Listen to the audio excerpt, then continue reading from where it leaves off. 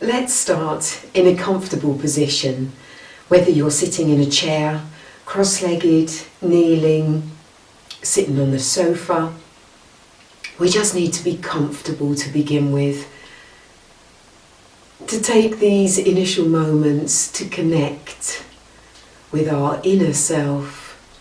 So let's close the eyes, relax and soften. Let go of any tension or stress you may be harbouring. The easiest way to let go of this is when you breathe out. Just surrender and release. Help to clear your mind by pulling focus to your breath.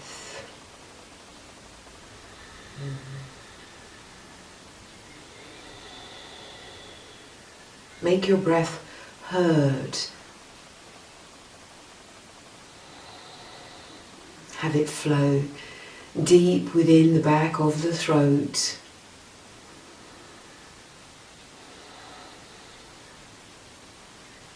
Rise up as you breathe in, extending the lower parts of the torso upward,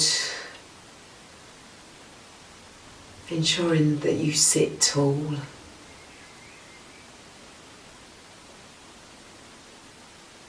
Let us begin by giving a massage to our hands. So taking the right hand, the palm of the hand facing upwards, bring your left hand, the fingers to support the right hand, the thumb to press gently into the flesh of the palm of the right hand, and to begin making circular movements, starting small, then growing wider. You might like to use a little bit of hand cream maybe whilst doing this.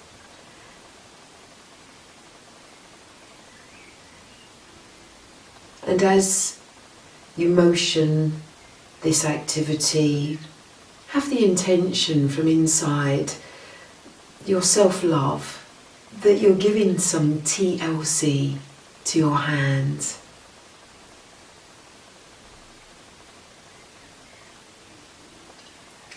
And then gently change over, so you've now got the front of the hand, the knuckles facing upwards, and just make those gentle circular movements.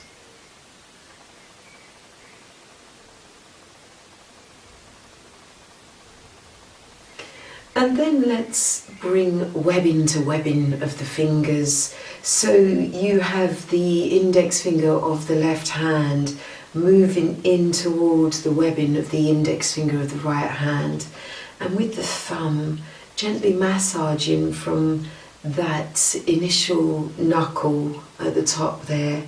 And then just gently stretching all the way to the fingertip.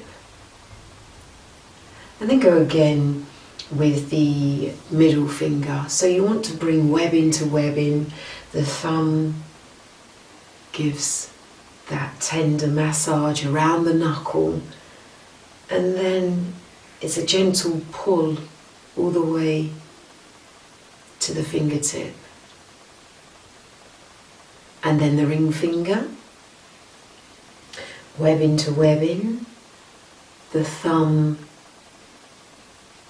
does a couple of circles of massage, and then you can just stretch through the finger fully. And then along the little finger, just massage around that top knuckle and gently pull the skin and then release. And then to the other hand, the palm of the left hand faces up, the palm of the right hand supports the left, and the thumb of the right hand begins to massage in circular movements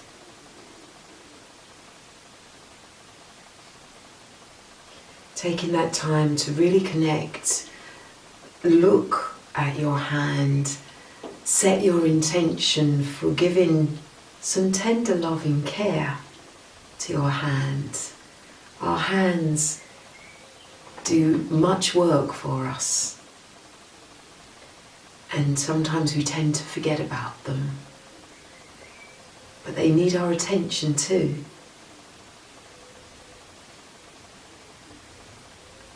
And then we'll turn that over and just have a little rub around the top of the hand, over the knuckles. Taking nice long deep breaths as you do so, ensuring the oxygen that you are drawing in then travels all the way into the hand. And then let's bring webbing to webbing, the index finger of the right hand coming to the index finger of the left, the thumb rubbing around that top knuckle, and then gently stretching, pulling down through the finger to the very tip. Continue that process to the middle finger. You can take as long as you like over this too. And this is a very simple technique that can be done whilst you sit watching the TV screen, perhaps. Some people say they never have time for yoga. You can always make time for the good practice that brings benefits. And then we come into our little finger.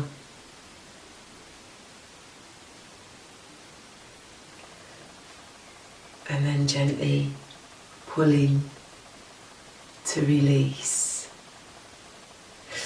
And now if you just fold the thumbs in across the palms of the hands and then bring the fingers over and across, make fists, tight fists. Take another breath in. And then as you exhale very slowly, feel that breath exiting as the fingers unravel. Open, stretch, extend, and then flick the wrists and the hands and the fingers as if you are flicking water droplets from the tips of your fingers. And come back to a neutral position. So let's now mobilize our spine, and this movement you can practice even if you're sitting in the chair. There are many yoga stretches and moves that you can do whilst being seated in a chair if you find that you can't get down to the ground. So it's just about looking at ways of adapting your practice. As the good saying goes, where there's a will, there is a way. Okay, so let's bring our right hand now outside of our right hip. We can place it even towards the base of our spine if we want to use it as a support, a rod to help rise up through the trunk of the body. Just take that right hand into the position that's comfortable for you. Bring your left hand outside of your right thigh. You'll take a breath in and you'll rise up to find your tallest stature whilst being seated.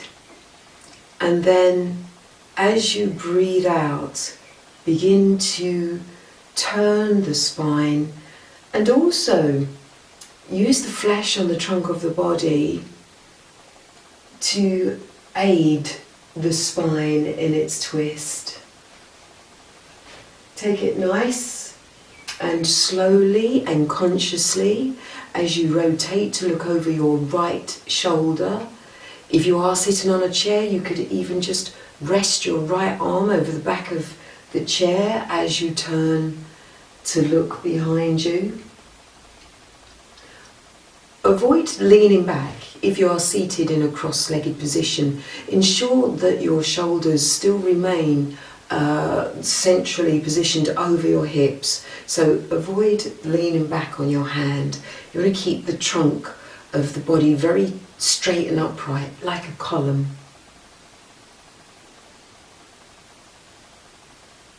Tune into the action of your belly button. And then keep that lift you've made as you return through the centre and flow to the other side. So exchange hands, left hand just behind your left hip or at the base of your spine. Right hand outside of your left thigh. Turning the trunk of the body. Moving the skin on the torso. The head and neck will turn last. You've got a nice, soft, relaxed face, and the teeth, they're unclenched. And then bring yourself back to a central position. You might like to give the shoulders a little roll backwards, and then reverse that to make them roll forwards.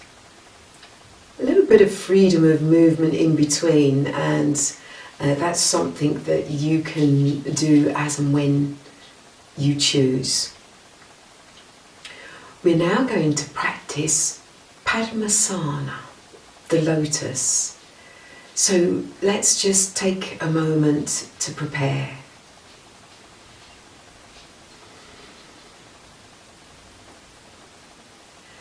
Padmasana is a great position, a foundation posture, meditation. Now you can utilize a belt within this position. So if you have a belt or strap to hand, then have it close by. To begin with, we want to mobilize our hips. We really want to free the hips up and allow them to open. So let's bring our right leg first into play. We are going to pick the right foot up and collect it in our left hand. We're going to take our right hand and just have it at the back of the right knee. And let's just start moving this shin forwards and backwards so that we are mobilizing the right hip. If you find that you are doing this, you are then using your knee joint. So you want to avoid that. You want the heel of the right foot to stay on the same line as the knee.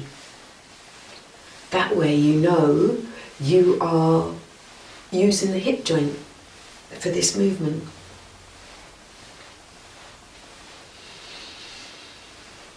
Synchronize it with your breath. Always staying at least half observant of the breath. There's lots to think about during the practice of yoga, but breath is the most important. Then we're going to see if we can bring that left foot in nice and close, and see if you can bring it into the crook of the left arm, and then you cup around the right knee, and if possible you link the fingers.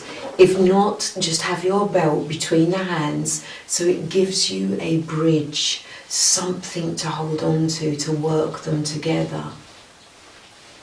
Now this is known as rocking the baby.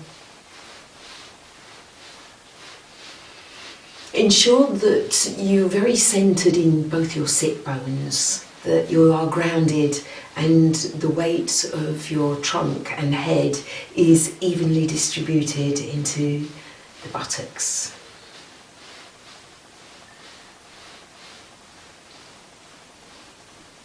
And then gently release. Now you can use your belt or strap to now position it underneath the knee and bring it over the top and make your grip there.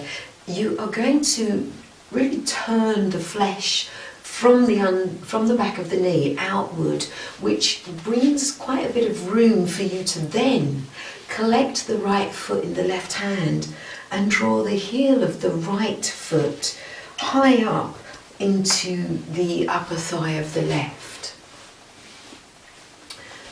The upper thigh of the left leg. So this is just, this is half Padmasana, and just adjust and adapt, accommodate to the position. Keep the breath flowing, and as you breathe out, you can grab the flesh of that inner right thigh and roll it outwards. And the same or similar with the flesh of the right leg, you can roll it away from the inner thigh. And then sit up tall. You might like to close the eyes to take that inward view momentarily. Again, connecting with the breath. Being present, really experiencing the position.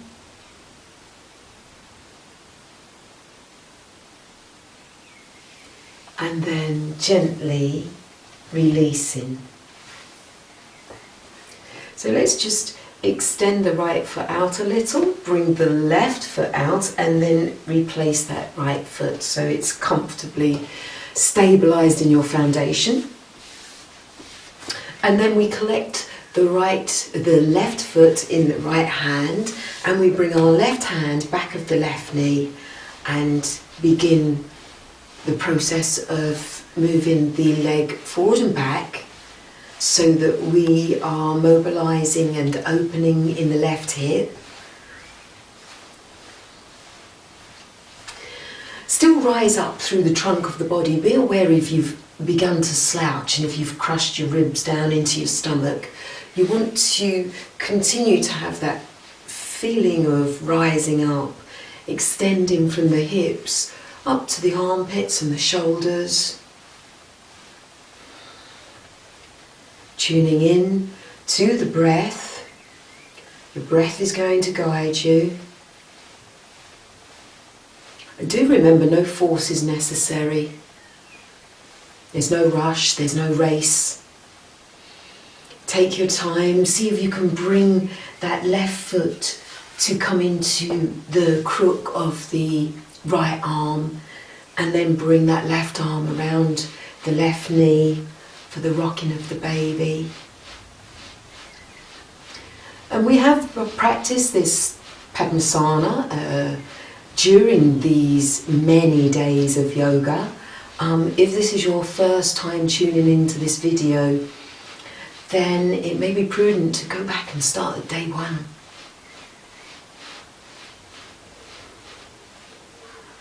Okay, and then we release the left leg and bring the belt into play, whereby placing it at the back of the knee and at the fleshy part of the inner thigh here, and draw that left foot close in towards you, bringing the heel as high up into the crease of the right thigh as you can, and then seeing if you can just draw that flesh of the left leg out and away from each other, so the inner thigh rolls back and out and the calf muscle rolls in the opposite direction. And then again, sitting tall, closing the eyes, check in. If you're harbouring any tight spots, any knots of tension, then just breathe into them and use your power of visualization to almost imagine it being a knotted rope, and you are disentwining that knot. You are unraveling. So that knot of tension you can unravel and then let it go. Release it.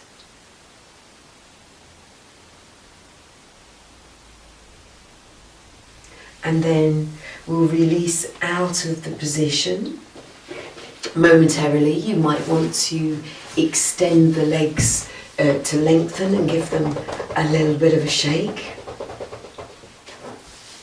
And then we will go into full Padmasana. So whichever way you choose first of all, whichever leg to come in first, fold it in. So let's say we go fold the right leg in first this time, and then you bring the left foot on top. Now if you do find that one of your knees is away from the floor and it's hovering in midair, bring a blanket or a cushion and place it under that. For as soon as the body feels supported, it will relax and release.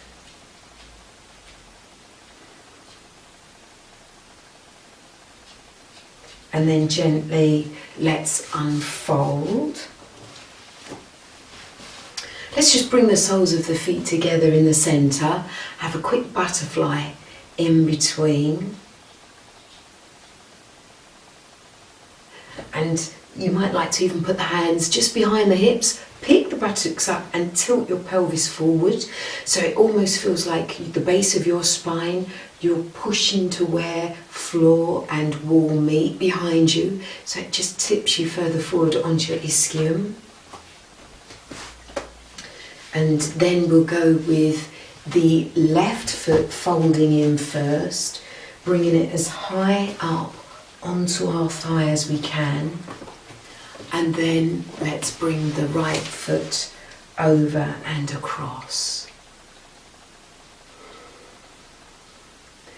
Bring your hands into a simple mudra, the index finger curling around the thumb, and rest the hands onto the knees. Rise up through the trunk of the body. Breathe.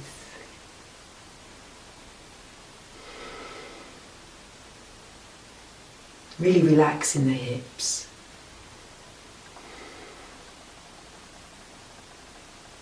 And then gently release the hands and release the feet. Just bring yourself into a central position that's comfortable for you.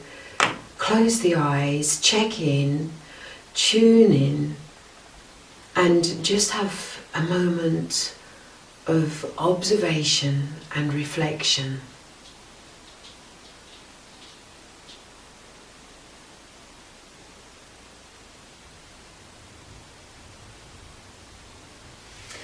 And then let's bring ourselves now to, we're going to practice a twist and incorporate a forward flexion with that. So if we now draw ourselves into Dandasana, staff position, so we'll extend the legs forward.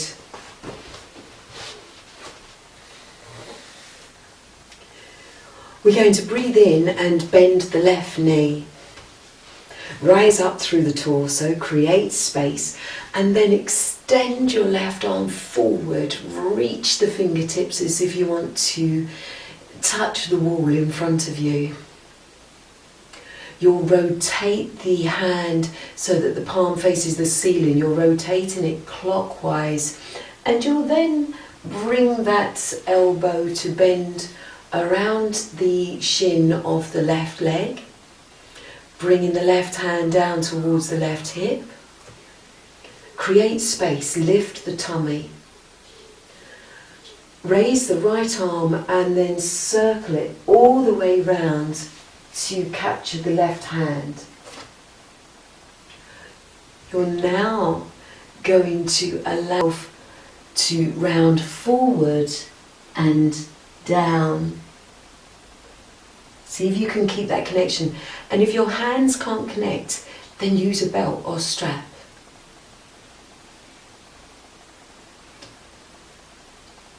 Avoid allowing your left knee to splay out too much past the line of the hip. You want to keep it tucked in.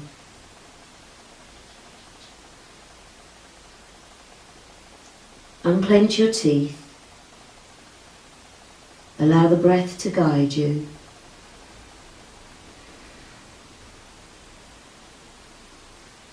And then return upright, release, and surrender the left leg to straighten. Give the legs a shake if you need to. And then the other side, we'll breathe in, we'll bend the right knee. We'll elevate up through our torso. We'll extend our right arm forward as far as we can reach. We'll rotate the hand anti-clockwise, get the palm facing the ceiling, and then bring that right arm so that it comes around the outer edge of the right shin and thigh, and your right hand works its way towards your right hip. Breathe in and create space. Release the left hand and then motion it all the way round to come behind you to connect. Again, using a belt or strap to allow the hands to have a bridge between them. And then a breath in to create space, and as you exhale, bring yourself forward, hinging over at the hips. Avoid allowing that right knee to drop outside of the hip line. If it means moving the right foot out a little wider, then do so that you've got a nice parallel alignment of right foot, right knee and right hip. And the aim is to bring the nose down towards the knee, observing the breath, allowing the breath to guide you. When you breathe in, you can create space. When you breathe out, you can release. And then drawing in, rising up, releasing the hands, extending the leg forwards. Let's do that roll of the shoulders back, the roll of the shoulders forward, and a nice deep breath in as you scoop up, pull up internally, and then stretch and extend over the legs. Padmasana, forward bend. Adjust and adapt into your position. It's fine if your hands are just resting on your shins and you're here. That's fine. You just keep the breath flowing, creating space, moving into that space.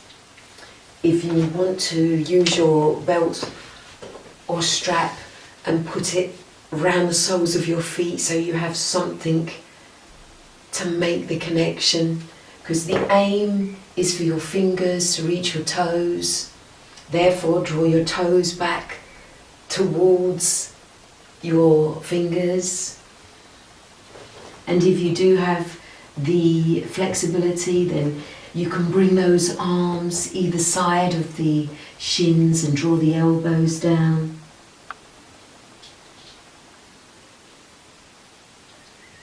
And in the fullness of the position, surrender.